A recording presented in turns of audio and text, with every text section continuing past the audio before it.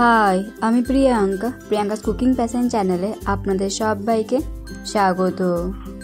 শীতকাল মানেই পিঠে পুলির উৎসব, তাই আজকে আমি আপনাদের সাথে শেয়ার করব দুধ পুলি রেসিপি। এই দুধ পুলিটা বানানো যেমন সহজ, খেতে তেমনই দুর্দান্ত হয়। শীতকালে তো সবাই পিঠে খেতে খুবই পছন্দ করে, আর এইভাবে যদি প্রত্যেক দিন নিত্য নতুন ধরনের পিঠে বানিয়ে সবাইকে পরিবেশন করা হয় তাহলে তো সবাই খুব খুশি হবে। তাহলে চলুন দেরি না করে শুরু করা যাক আমার আজকের এই রেসিপিটি। সবার প্রথমে গ্যাসের মধ্যে কড়াই বসিয়ে দিয়েছি। এবার আমি কড়াইয়ের মধ্যে দিয়ে দিচ্ছি 1.5 কাপ জল, আর দিয়ে দিচ্ছি সামান্য একটু লবণ। এবার আমি এই জলটাকে ভালোভাবে ফুটিয়ে নেব। জলটাকে আমি এখানে ভালোভাবে গরম করে নিয়েছি। এবার আমি গ্যাসের ফ্লেমটাকে লোতে রেখে দিয়ে দিলাম 1 কাপ চালের গুঁড়ি। এই চালের গুঁড়িটাকে কিন্তু আমি বাড়িতেই তৈরি করে নিয়েছি, তবে আপনারা চাইলে দোকান থেকে যে চালের গুঁড়ি কিনতে পাওয়া যায় সেই চালের গুঁড়িটা দিয়েও এই পিঠেগুলোকে বানিয়ে নিতে পারবেন। এবার আমি চালের গুঁড়িটাকে জলের সাথে ভালোভাবে মিশিয়ে নেব। এভাবেই কিন্তু অনবরত নাড়াচাড়া করে ভালোভাবে মিশিয়ে নিতে হবে। এবার আমি এটাকে অনবরত নাড়াচাড়া করে ডোয়ের মতন তৈরি করে নেব।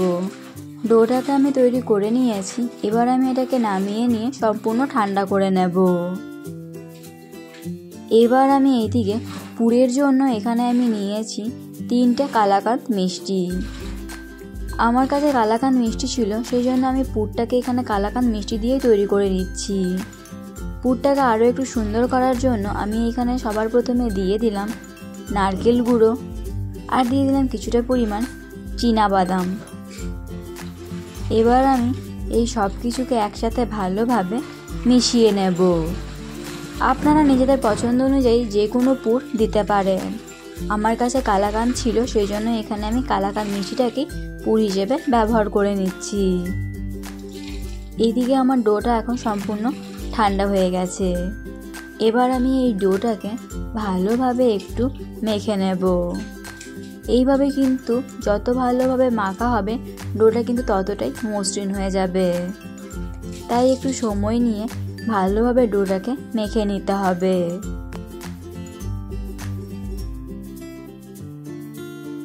আপনি যদি আমার চ্যানেলে নতুন হয়ে থাকেন তাহলে ভিডিওটি দেখতে দেখতে আমার চ্যানেলটিকে সাবস্ক্রাইব করুন এবং পাশে থাকা বেল আইকনটি অন করে দিন আরও নতুন নতুন ভিডিওর আপডেট পাওয়ার জন্য।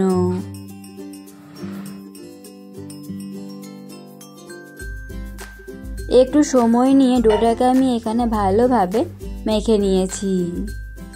এবার আমি এখানে আগে থেকে যে পুরটাকে রেডি করে রেখেছিলাম সেই পুরটাকে আমি এখানে নিয়ে নিলাম। এবার আমি এই ডোটা থেকে সবার প্রথমে অল্প একটু মিশ্রণ নিয়ে এইভাবে গোল করে নেব। খুব বেশি বড় বড় করে কিন্তু আমি এখানে পিঠেগুলোকে তৈরি করব না, তার জন্য কিন্তু অল্প একটু মিশ্রণ প্রথমে নিয়ে নিলাম। এবার আমি হাতের তালুর মধ্যে রেখে গোল করে চ্যাপটা করে একটু বাটির মতো শেপ করে তৈরি করে নিচ্ছি, যাতে পুরটা দিতে সুবিধা হয়।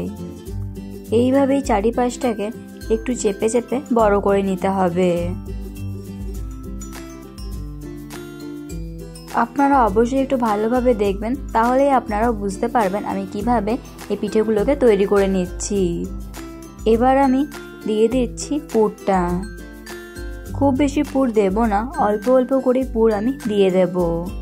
খুব বেশি পুর দিলে দুধে যখন আমি পিঠেগুলোকে দেব তখন পুরটা বেরিয়ে যেতে পারে, সেই জন্য এখানে অল্প অল্প করে পুরটা দিয়ে দিতে হবে।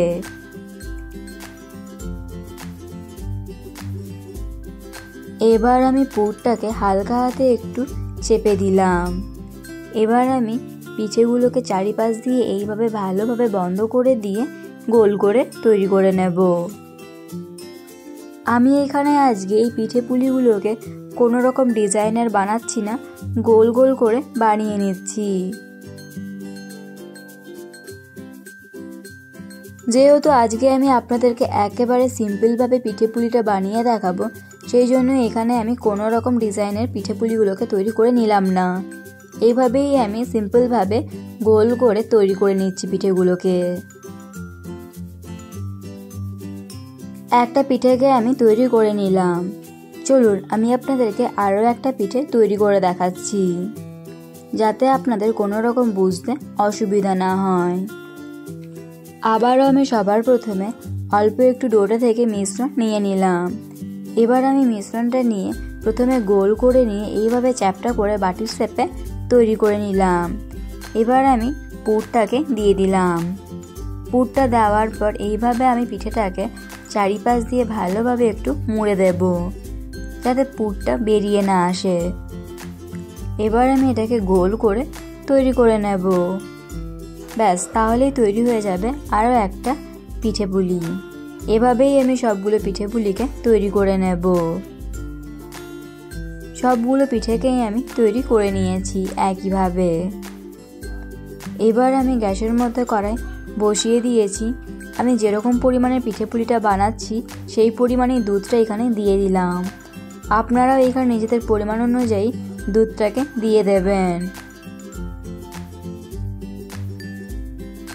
এবার আমি গ্যাসের ফ্লেমটাকে মিডিয়ামে রেখে দুধটাকে প্রথমে আমি ভালোভাবে একটু ফুটিয়ে নিয়ে জাল করে নেব।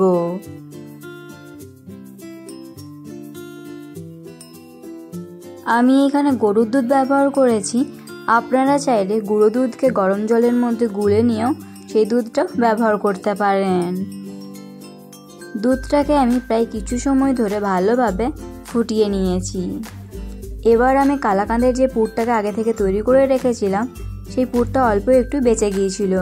সেই পুরটাকে আমি এই দুধের মধ্যে দিয়ে দিলাম সামান্য একটু এলাচ গুঁড়ো, দিয়ে দিচ্ছি সামান্য একটু নারকেল গুঁড়ো।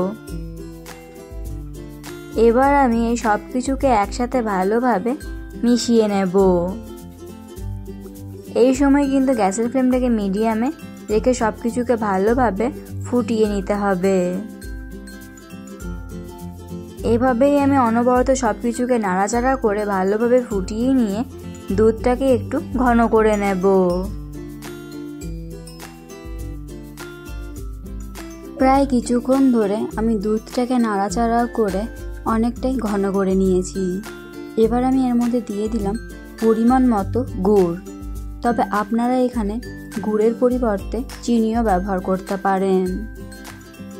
এই সময় কিন্তু গ্যাসের ফ্লেমটাকে একেবারে লোতে রেখে গুড়টাকে ভালোভাবে দুধের সাথে মিশিয়ে নিতে হবে, নয়তো দুধটা কেটে যেতে পারে।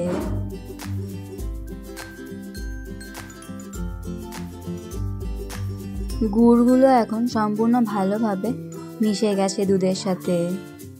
আর দেখুন দুধটার কালারটা এখন কত সুন্দর লাগছে দেখতে। এবার আমি এক এক করে এর মধ্যে আগে থেকে তৈরি করে রাখা পিঠেগুলোকে দিয়ে দেব।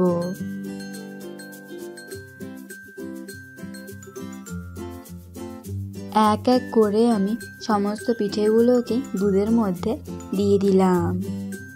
এবার আমি পিঠেগুলোকে খুবই হালকা হাতে দুধের সাথে ভালোভাবে মিশিয়ে নেব।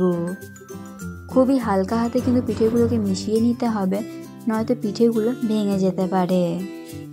এবার আমি এটাকে ঢাকা দিয়ে 5 মিনিটের জন্য ভালোভাবে জাল করে নেব, গ্যাসের ফ্লেমটাকে মিডিয়ামে রেখে। গ্যাসের ফ্লেমটাকে হাইতে রেখে কিন্তু পিঠেগুলোকে জাল করা যাবে না, তাহলে কিন্তু পিঠেগুলো ভালোভাবে সেদ্ধ হবে না, আর পিঠেগুলো খেতেও ভালো লাগবে না। প্রায় 5 মিনিট ধরে আমি সব কিছুকে ভালোভাবে জাল করে নিয়েছি। এবার আমি হালকা হাতে একটু নাড়াচাড়া করে দেব। আবারও বলছি, খুবই হালকা হাতে কিন্তু নাড়াচাড়া করে নিতে হবে, নয়তো পিঠেগুলো ভেঙে যেতে পারে। এর থেকে বেশি আমি আর ঘন করব না, ঠান্ডা হয়ে যাওয়ার পর অনেকটাই ঘন হয়ে যাবে। খুব সহজেই তৈরি হয়ে গেল পিঠে পুলি। এই পিঠের রেসিপিটি আপনাদের কেমন লাগলো অবশ্যই কমেন্ট করে জানাবেন। আপনারা একবার হলেও এই রেসিপিটি এইভাবে বাড়িতে বানিয়ে দেখবেন, আশা করি আপনাদের খুব ভালো লাগবে। এই রেসিপিটা আপনাদের কেমন লাগলো অবশ্যই কমেন্ট করে জানাবেন। ভালো লেগে থাকলে লাইক এবং শেয়ার করবেন। আজ এই পর্যন্তই।